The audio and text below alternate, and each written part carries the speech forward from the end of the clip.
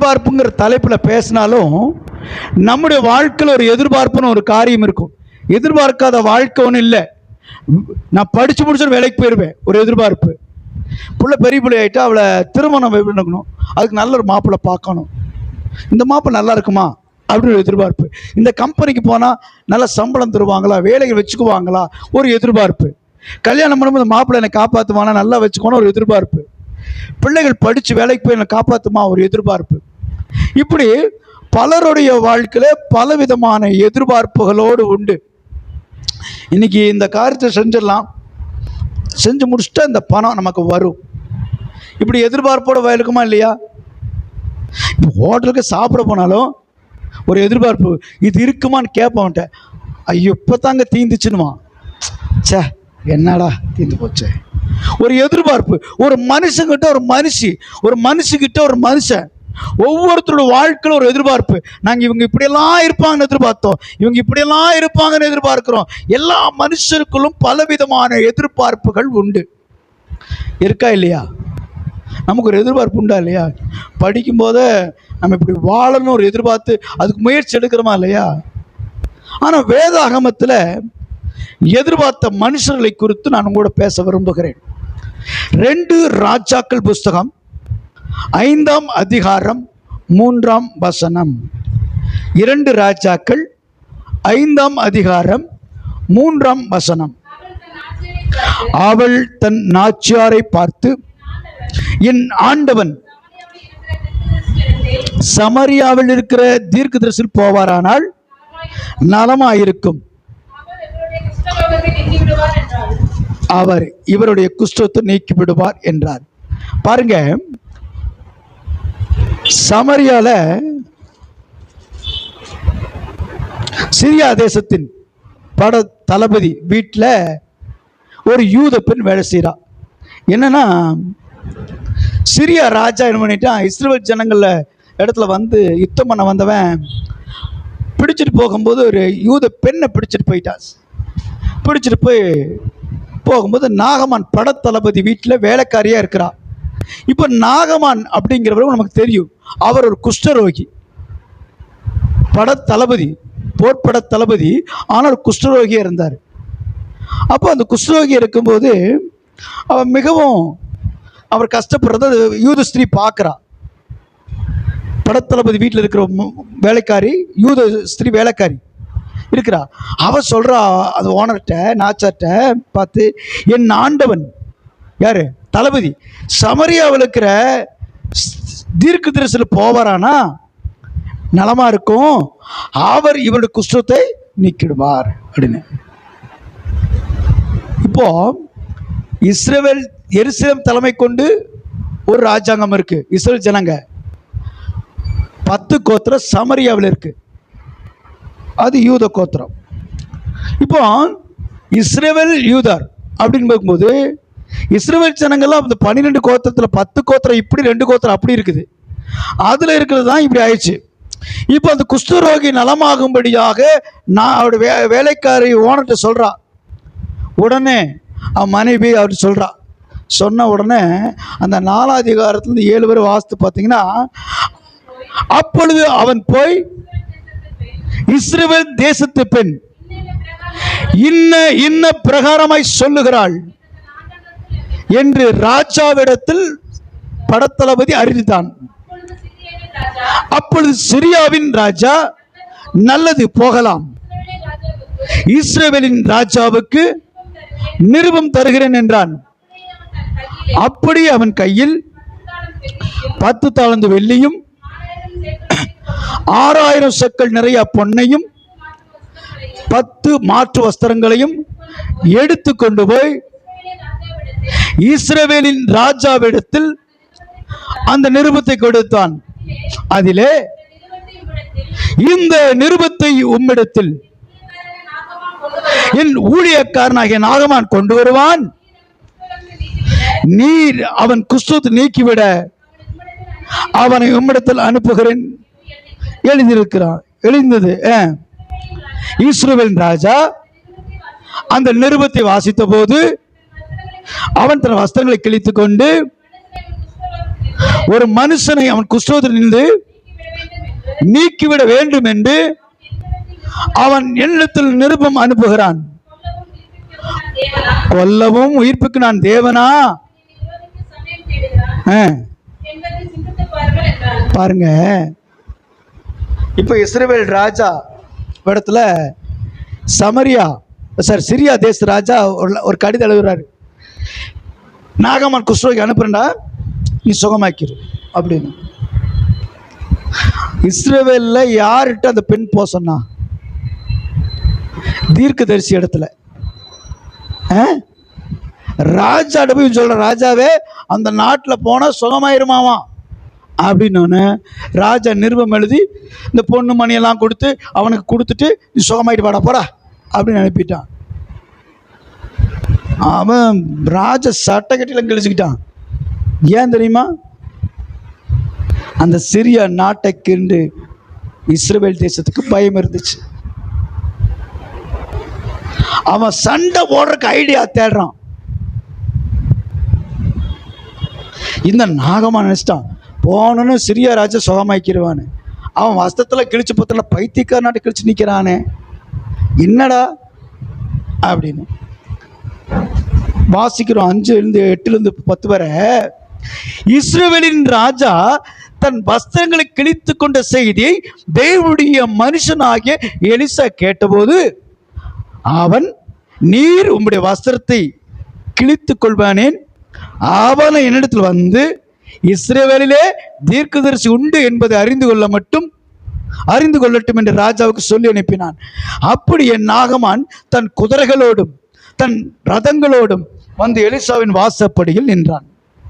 அப்பொழுது எலிசா அவனிடத்தில் ஆள் அனுப்பி, நீ போய் யோர்தானில் 7 தடவை ஸ்நானம் பண்ணு, அப்பொழுது ஒரு மாம்சம் மாறி நீ சுத்தமாவாய் என்று சொல்ல சொன்னான். இப்ப பாருங்க, ஒரு குஷ்டரோகி, அவனுக்கு என்ன, நமக்கு இஸ்ரவேல் தேசத்துக்கு போனா சுகமாயிருன்னு ஒரு எதிர்பார்ப்பு. சுகமாகணும்னு சொன்னே அந்த சிறு யாருக்கிட்ட போகணும்னு சொன்னா? தீர்க்கதரிசிட்ட போகணும்னு சொன்னான். அவன் எங்க போனா? ராஜாட்ட போனா ராஜா வஸ்திரம் வச்சு, நான் கடவுளாடாடே, நான் எப்படா காப்பாற்ற முடியும்? அரசபையில் புலம்புறான், என்ன ஏதோ பகைக்கு விரோதமாக தேடுவதற்கு வழிவாசம் திறக்கிறான், ஏதோ பிரச்சனை பண்ண பார்க்கறான் அப்படி பயப்படுறான். இந்த செய்தி எலியா தீர்க்கதரிசி கேட்குது. தகவல் வந்துருச்சு, ராஜா வஸ்து கிழிச்சு உட்காந்துருக்கிறான், பைத்தியக்காரனா இருக்கிறான், என்ன பண்றதுனே தெரியல அப்படின்னு. ராஜாவுக்கு ஒரு ஆள் அனுப்புறான்.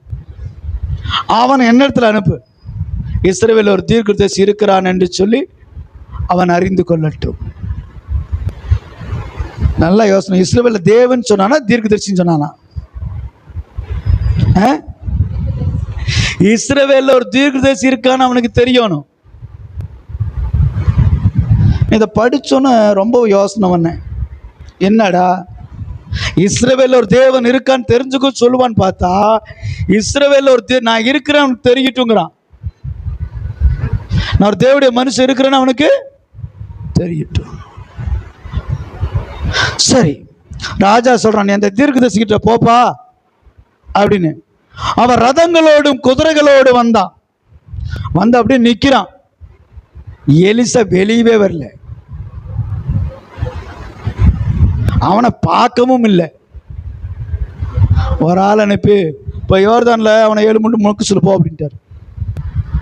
இதெல்லாம் நம்புறமா இருக்குதா? இப்போ நீங்கள் யாராவது ஜோமனை வரீங்க, ஒரு சர்ச்சு கொடுத்த ஜோமனை வராங்க, நான் மாதிரி சொல்கிறேன், போய் அந்த கடையில் எண்ணெய் வாங்கி தலையில் தேய்ச்சி போக சொல்லு அப்படின்ற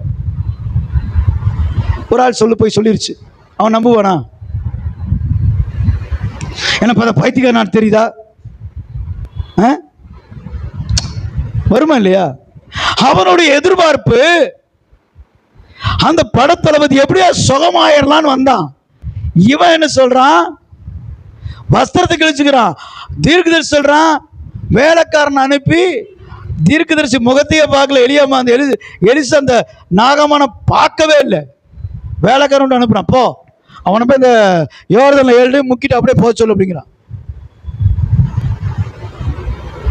இங்க நமக்கு கவனிக்கணும், நான் சொன்னா அவன் தண்ணியில முழுங்குவான், சுகமாயிரும். எலியாவோட ஒரு எதிர்பார்ப்பு, தேவன் இதை செய்வார். அந்த நாகமானுக்கு இஸ்ரவேல் தேசத்துக்கு போனா சுகமாயிருவேன் ஒரு எதிர்பார்ப்பு.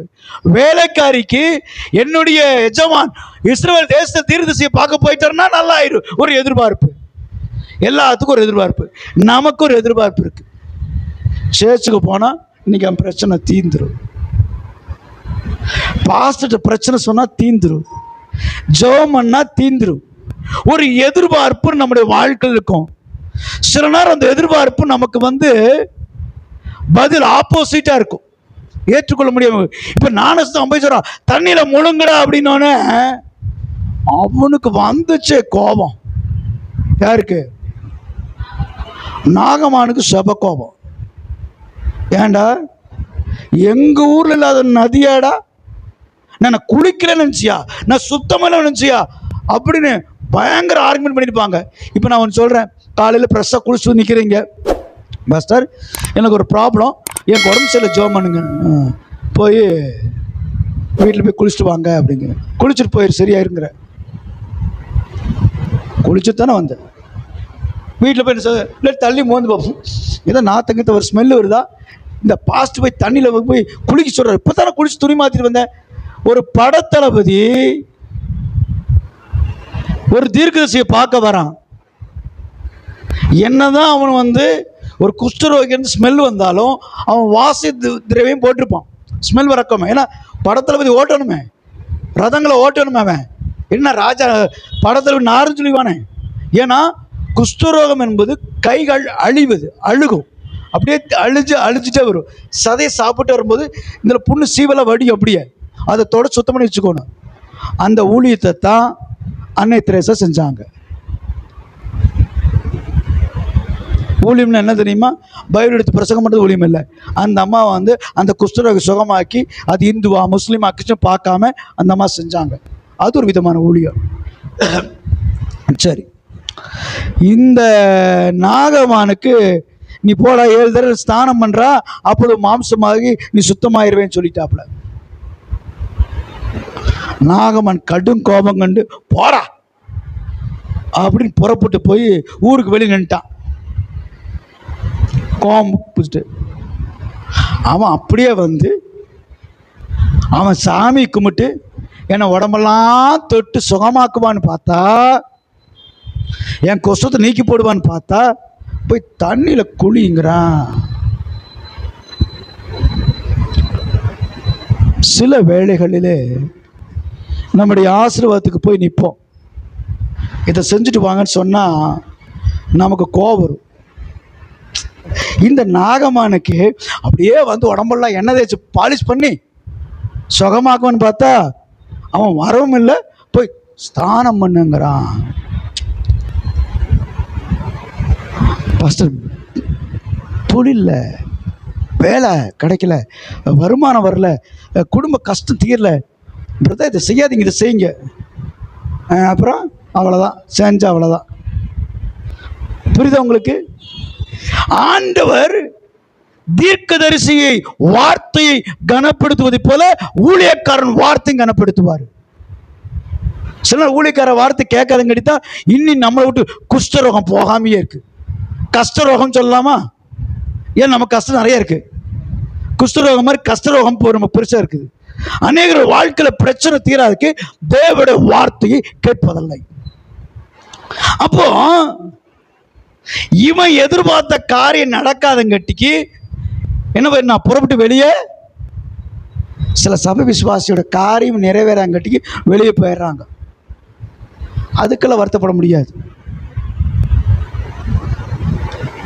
ஏன்னா வேதாகமம் என்ன சொல்லுதுன்னா, அவனுக்கு ஒரு எதிர்பார்ப்பு. போனவன அப்படியே பாலிஷ் பண்ணி, இன்னைக்கு நிறைய பேர் ஜெபத்துக்கு வருவாங்க, நிறைய பேர் ஜெபம் பண்ணி சுகமாய் போயிடுறாங்க. எனக்கு ஒருத்தர் சொன்னார், 10 வாரம் 15 வாரம் ஜெபம் பண்ணி கட்டி வச்சிடணுமாமா. அவன் நாய்க்குட்டியை கட்டி வைக்கிறதுக்கு வரும்போது பயங்கர வேதனையோடு வருவார்கள், பிரச்சனையோடு வருவாங்க, கண்ணீரோடு வருவாங்க. 30 வருஷம் 20 வருஷம் 10 வருஷம் 15 வருஷம் 5 வருஷம் பிரச்சனை தீரலை, போராட்டம், கண்ணீர் சொல்லுவாங்க. நம்ம 2 நாள் சுகமாக்கிட்டு சர்ச்சுக்கு வர மாட்டாங்கிறான். சும்மா தொட்டு ஜெபம் பண்ணாரு, நல்லா ஆயிடுச்சு. அது ஒரு பெரும் பிரச்சனை இருந்திருக்காது போல தெரியுது. மற்றவங்களுக்கு தான் அப்படி தெரியல. அவர் 2 நாள்ல இப்போ அப்படின்னு ஊதுனாரு, என்னவோ போயிருச்சு, நான் நல்லா இருக்கிறேன்.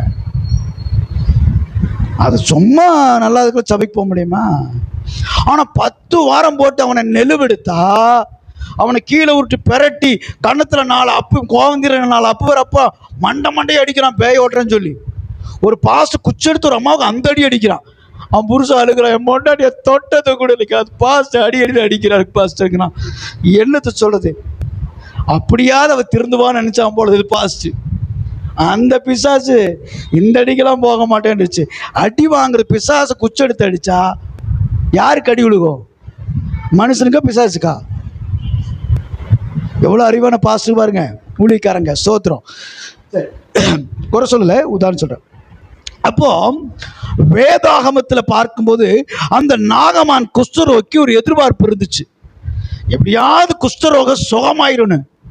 ஆனால் அவன் நினச்சி தொட்டி தடவி எல்லாம் பூசுவான்னு. அது நடக்கலை.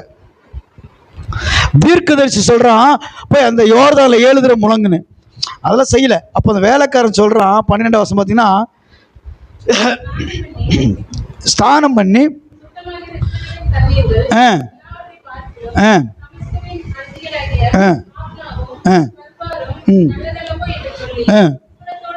கோபப்பட்டு போயிட்டான்.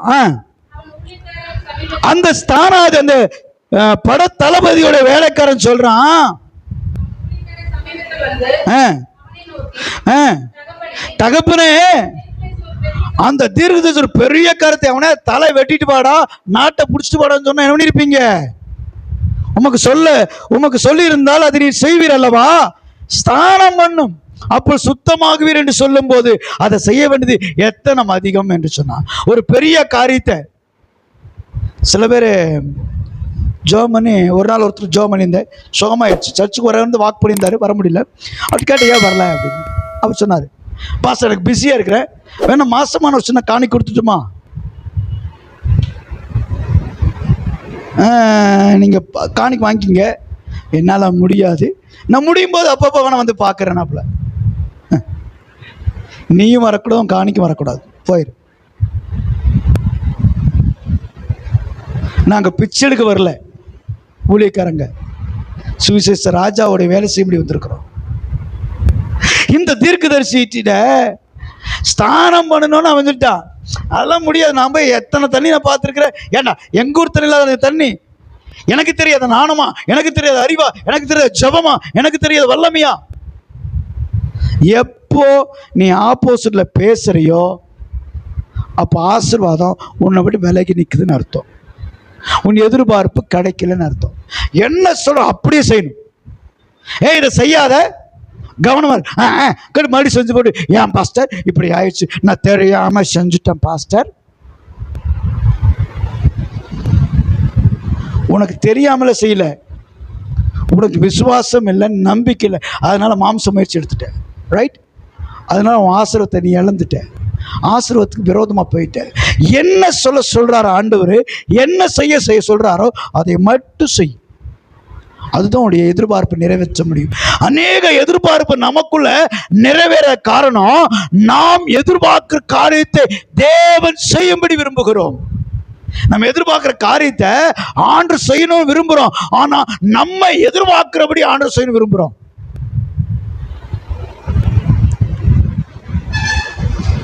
ஒரு பைய, ஈரமான பைய நனைஞ்சிருக்கு, ஒரு ஈரமான பைய பிடிச்சி போறாங்க. என்ன வாங்க தெரியுமா? மாவு வாங்க.